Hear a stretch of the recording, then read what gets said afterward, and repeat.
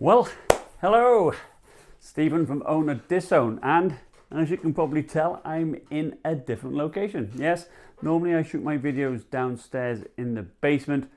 Problem is lighting is always tough, you know, so I thought I'd just mix it up a little bit. This is my dining room. There's no kids in the house, so it's nice and quiet. So here I am, and what I'd like to do is we've unboxed the Alienware 17R4, and I know everyone's excited to get to the nitty-gritty of it and see how it performs. I was wanting to see if it overheated. Does it blast you with the heat, and does it fry up like the Alienware 15R3? So I set out to do that, doing the usual gaming benchmarks, but also at the end I do an extreme test, Firmark and Prime 95 combined, and jacking the room temperature up to like sweat temperatures of about 79 degrees Fahrenheit or 26 degrees Celsius. So stay tuned to see that result. So I'll be looking at all the ports and the upgradability, taking the back off, see what type of SSDs can fit in the various slots for you. I'll go through the specifications, and I will measure the size, the weight, that type of thing. Going through the lighting and the software. As you see, the lighting is rather sexy, isn't it? Particularly the side lights. I do like the side lights, they're nice. Go through the speakers, the fan noise, monitoring at all the temperatures and GPU and CPU frequencies throughout all my gaming benchmarks, and I'll average that out at the end. I'll be measuring the case temperatures to see, is it nice and comfortable on the lap. Measuring the battery life, going through the BIOS, overclocking it, to see what this baby can do. It's about $1,800 at Best Buy. This model has the i7-6700HQ, 16 gigabytes of DDR4, 2400 MHz RAM, and it has 128 gigabyte SSD with a terabyte storage hard drive in there too. So it's pretty much the base configuration. It's a 60 Hz IPS 1080p panel, but that should give you the benefit of good battery life. There's no G-Sync, and it does have Optimus support, switching to the integrated graphics. So let's go through it. So looking at the ports, on the left hand side we have a Noble lock, a nice big air vent, a USB Type-C port, a USB 3.0 with power share, which is great. So that means you can charge things when it's powered off. Headphone and microphone jack. At the back we have the killer Ethernet port, mini display 1.2, HDMI 2.0, Thunderbolt 3 port, which is a combo USB-C, Thunderbolt and display port, the graphics amplifier port, and the power jack. The right hand side is rather sparse. We just have a single USB 3.0 port and an air vent. I would like to have seen an SD card reader and possibly another USB port, because there's only two full-size ones. Alienware describes their webcam as full HD, so that's a 1080p webcam. So this is what the webcam looks like and sounds like. You can see all the junk in the back of my basement. I was hoping to get the Tobii eye tracking camera, which would allow you to interact with games with your eyes, and also put the computer to sleep if you move away and so forth. Unfortunately, that's not available for the 60 Hz 1080p panel. You need to get the UHD or the QHD panels to have that function. That being said, you can still have the software, which is quite frustrating, because what happens, the infrared camera used for Windows Hello flashes at you continuously, which is most annoying, so I recommend turning it off. And if you were to fire up a compatible game such as Assassin's Creed Syndicate, not only do you get the annoying flashing of the IR camera, but you get the constant message that the Tobii eye tracking software cannot track you anymore. Very annoying. Right, let's have a look at the size and weight of this laptop. It's the same thickness throughout, just over 1.25 inches thick. I put a quarter there as a reference marker for you. Height-wise, it's just shy of 13 inches. Length-wise, it's just over 16.5 inches, and weighs just over 9.2 pounds. So comparing it to the MSI GT62VR, which is a 15-inch laptop, you can see that it certainly is wider because of that cooling system at the back.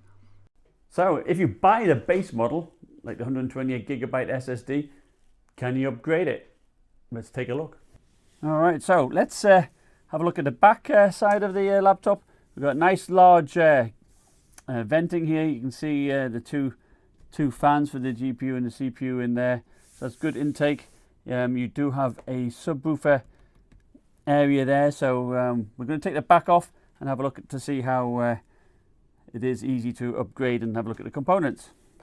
So as with the Alienware 15, there's the same number of screws, 6 on the edges here, and 1 in the middle here, which doesn't completely come out. You just got to sort of slowly pry this thing off. Use a plastic card to go around and release the tabs here. They can be a little bit stiff at first.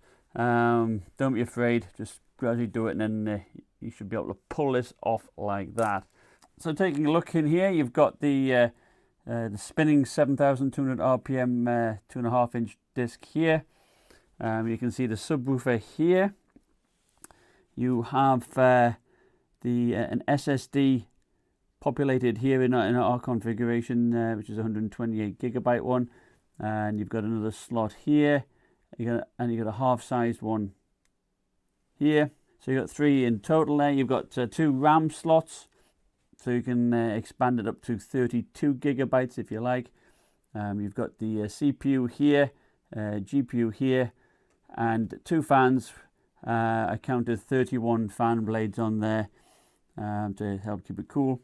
Let's have a look at the SSD. This here is the battery connector, so you just pull this out.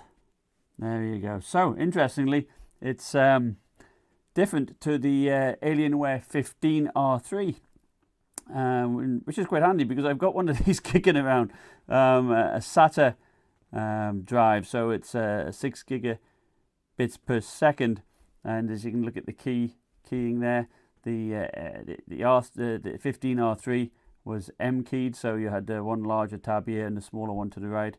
Here you've got 2 smaller ones left and right, so bear that in mind there. And let's have a look at the other connections. In number 2, it takes an M keyed slot. SSD number 1 takes an M keyed slot as well, so you know, just a full length connector with a small one to the right, but that's half length, so bear that in mind when you're upgrading. Yeah, the SSD that came in installed on this is a SanDisk X400 M.2 2280, but you can see the steel shell inside here to make it very solid. Okay, so it's a 1080p screen, 60 Hz. Is it good for Photoshop work? How accurate is the color on it? So using the Spider 5 Pro, let's take a look. So the monitor uses the LG D0513, 68% of NTSC, 93% of sRGB, and 72% of Adobe RGB. After calibrating, it was a very nice panel indeed. So doing our usual screen brightness test outside. This is at 100% brightness, and tilting it to the left and right. It still is still visible, which is really nice. At 25% brightness, and a bright sunny day, it's tough to see, but you can see it straight on. And at 50%, again at the sides, it starts getting a bit tough. Angling it like that, it's fine. You can see it quite nicely and clearly even at 50%. I know light bleed's been a concern for many users, and this shot's taking in complete darkness, so a dark still image, and you can see light bleed on each of the 4 corners. But a moving image, I must say, I don't really notice it. Now I, for one, like having good speakers. I like watching movies on my laptop. I like games to blast. I always have things maxed out, full volume. So let's hear how these speakers perform. 2-watt speakers, 2 of them at the front, and a subwoofer. So, you know, I think they do pack a punch. So let's listen to some music by one of my subscribers, Xclim, and we'll see how they sound.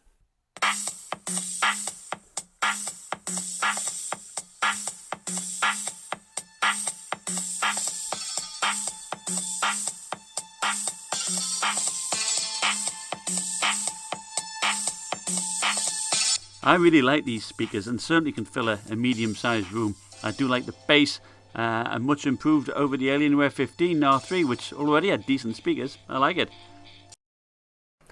Now, nobody wants loud fans, do they, really? And that's one thing I didn't like about the Alienware 17R4 is jacking up that turbo fan. I prefer to, you know, leave the fans to do what they should do automatically. I don't want to mess around particularly too much unless there is a problem. So let's see how the fans are. Here we have the ambient sound, about 17 decibels. Here's the sound of the fans at idle, about 25 decibels max, and at load, about 40 decibels. Pretty quiet, I would say. Looking at the temperatures of the chassis, the touchpad has about 21 degrees. The AWSD keys around about 30 degrees. The number pad around about 27 degrees. And underneath around about 42 degrees. So I think that's nice and cool. Now, it's a laptop after all. So what is the laptop like for mobility, battery life? Let's have a look at that. The 99 watt hour battery is fantastic. Gaming, hour 8 minutes, so that's okay. And YouTube streaming, if you did the F(N) and F7 keys and got the dedicated GPU, you still got 4 hours there. And using the integrated GPU, 7 hours. I like it. Fantastic result. The trackpad is made of glass.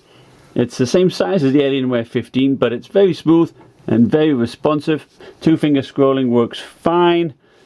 Pinch to zoom is also very responsive. The buttons too are also silent to click. A nice response to them as well. I like it. So taking a look at the software, which is the same across all of the Alienware models, is the Alienware FX. This allows you to either configure the 4 regions of the keyboard plus the trackpad to various colors by using that color wheel to the left, or you can pick various color themes. Unfortunately, there's no hard buttons to alter the keyboard brightness, which is a shame. So Alien Fusion is basically the same as the power settings within Windows, but it does include also settings for the Alien FX.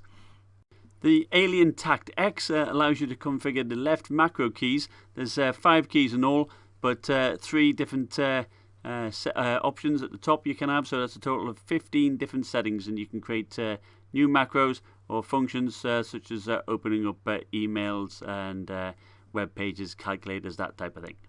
Alien Adrenaline lets you create a shortcut on your desktop, so when you launch a game, a series of functions can take place.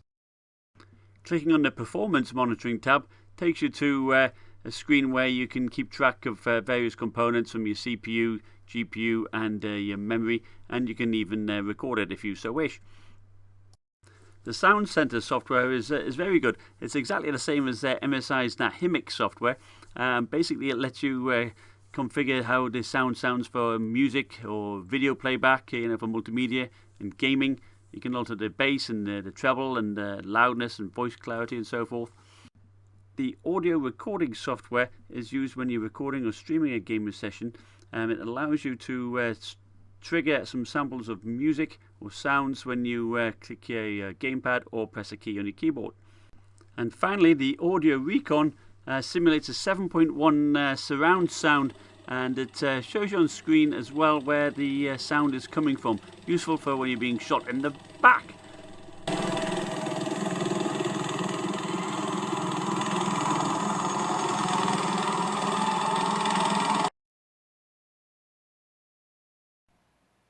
So just taking a quick look around the BIOS, you've got the virtualization if you want to create virtual machines. Performance options, that's an interesting option to have there. So let's take a look at that. Clicking on it takes us to CPU performance mode, but this is a non-overclockable CPU, but I changed it to enabled anyhow, and it didn't make any difference at all. If you're having heating problems, activate fan performance mode so the fan is blowing full blast. Don't know about you, but I'm freaking hot. jack the room up to 79 degrees Fahrenheit, and that's 26 degrees Celsius. I want to test it because at the end of the day, people in hot countries buy these computers and they could be gaming. They could be gaming with no air conditioning. They could be gaming sweating buckloads. So how does this computer hold up with the lid closed, hot conditions? Will it explode? Let's find out. So at a room temperature of 79 degrees, running Prime 95 and Firmark with the lid closed, we get a CPU max temperature of 90 degrees Celsius and a GPU temperature of 70 degrees Celsius. I think that is cool in this extreme test. Running the test for just over 7 minutes. So it's finally time to do some overclocking and some game benchmarks. So looking at the disk speeds, to the right we have the SATA SSD with some decent speeds there. It would be better with a PCI Express NVMe drive. And to the left we have the regular spinning hard drive, which is acceptable. I was impressed with the multi-threaded Cinebench R15 score of 655. And you know, look at those temperatures too, maxing at 72 degrees. I like it. The GTX 1070 on this model didn't overclock as well as the other samples I had. Particularly on the memory, 439 MHz there. The core clock not too bad at 205. I noticed something very strange when starting my benchmark tests. When utilizing the Optimus technology, my frame rate seemed abnormally low compared to the other tests I'd done on the Alienware 15 and the MSI GT62. Pressing the FN and F7 key forced a dedicated GPU and to improve things immensely. So the orange bar represents the Alienware 17 at default clocks. The red bar represents it being overclocked, and the green bar is the minimum frame rate. And these are compared to the purple bar, which is the Alienware 15R3, and the blue bar, which is the MSI GT62.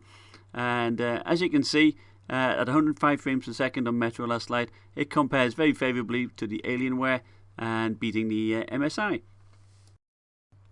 So you may want to pause your screen so you can digest a lot of this information. But the same phenomenon happened here. We're using the Optimus. So again, I forced the dedicated GPU and the results were much better. And in DX12 is actually beating the rest of the pack. So looking at Grand Theft Auto 5, Witcher 3, Crysis 3 and Battlefield 1. Focus on the orange and red bars. They're the Alienware 17R4. And you'll notice that it does very well. It actually generally beats the Alienware 15R3 and the MSI GT62. Nice. So looking at Doom, Rainbow Six Siege and Assassin's Creed Syndicate, again it pretty much goes ahead. Looking at the orange bar and the red bar being the overclocked, generally beats the MSI and the Alienware 15R3. Finally, looking at timeSpy and Firestrike Extreme, we see a 7% improvement performance over the Alienware 15R3. That's impressive. I was wondering whether that's because of perhaps thermal throttling on the 15-inch. Looking at the core frequencies of the GPU and the CPU, they held up very well. The GPU is supposed to have a boost of 1683 MHz, and we saw it up to nearly 2000 on average. And the CPU maxes out on a turbo of 3.5 GHz, and that was nearly up there. So not any signs of thermal throttling. And taking a look at the temperatures measured across all tests, averaged out, GPU at 65 regardless of whether it was overclocked, and the CPU at 79 again regardless if it was overclocked. Fantastic. Alright, so to conclude, it's a mighty fine laptop, and indeed I think it's very sexy. I do like it, and I can see the appeal of it for many people. I do like the subdued lighting. I like to be able to configure the RGB keys there to do what you want in terms of different colors. I like that. I really like the battery life on this laptop. 7 hours is a dream. I mean, that's fantastic. And even when you activate the dedicated GPU, you still get good battery life. I was surprised at that, so that's quite encouraging. Going back to activating the discrete GPU, I was a little bit disconcerted in my initial game benchmarks. that the frame rates were substantially lower than the other ones I tested with the GTX 1070. So switching over to the discrete GPU solved that issue, and I got some excellent performance numbers. So it might be worthwhile just keeping that and bypassing the Optimus. You know, you can switch back and forwards by pressing the FN and F7 key, and it needs a restart. So far, of all the laptops I've tested, the speakers are the best on this. I mean, they're loud, they're clear. I love the subwoofer. It adds extra depth to it. I do like it. I mean, this would be my go-to laptop for sure. Ports-wise, as we discussed on the Alienware 17R4, they're a little bit disappointing in my opinion. Okay, you've got the mini display port and you've got the HDMI, but you've only got 2 full-size USB ports, and I wish there was more. In a chassis this big, I wish there was more USB ports. That being said, you do have the USB-C port there. Of course, I understand it's got to allow extra space for the venting, and the venting does work well. It does keep this notebook cool. The temperatures of the chassis, fantastic. The fans at idle, silent, and even at load, they're manageable. They're okay. So I think the cooling in this does a great job. Yeah, I think the earlier problems must be down to the i7-6820HK overclockable CPU, perhaps. I've got a GTX 1080 base model coming in shortly, so we'll take a look at that. But without a doubt, this laptop runs cool and should answer most of your questions there. Well, I hope you enjoyed my video and you found it informative. So if you did, please give me a thumbs up and subscribe if you feel so inclined. Thanks again. See you next time.